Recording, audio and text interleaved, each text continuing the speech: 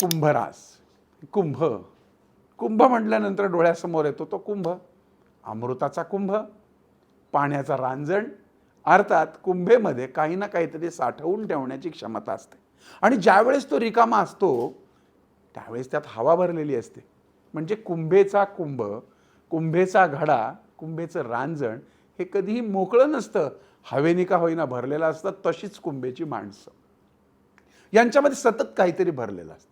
न्यायाची आवड असते, अभ्यासाची आवड असते, ज्ञानाची आवड असते. त्यामुळे सातत्यानं शिकणं हे या मंडळींना उत्तम जमतं. मकरेप्रमाणेच कुंभराशींच्या मंडळींना टेक्निकल क्षेत्रात, इंजिनिअरिंग क्षेत्रामध्ये विशेष आवड असते. एखादी गोष्ट बसल्या बसल्या रिपेअर करून टाकणं या मंडळींना उत्तम जमतं. कुंभेचं बाळ असेल तरी ते अगदी थोडंसं कळायला लागलं की मोबाईल दणादण वापरायला शिकतं. कुंभेच्या मंडळींना चिकित्सकपणा असतो, न्यायनिष्ठुरता असते, महत्त्वाकांक्षी देखील असतात.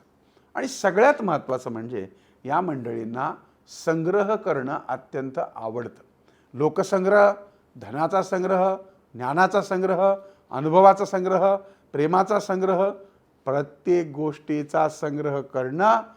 आणि संग्रह करता करता कधी कधी घर कबाडखाना पण होऊन जातं बरं का.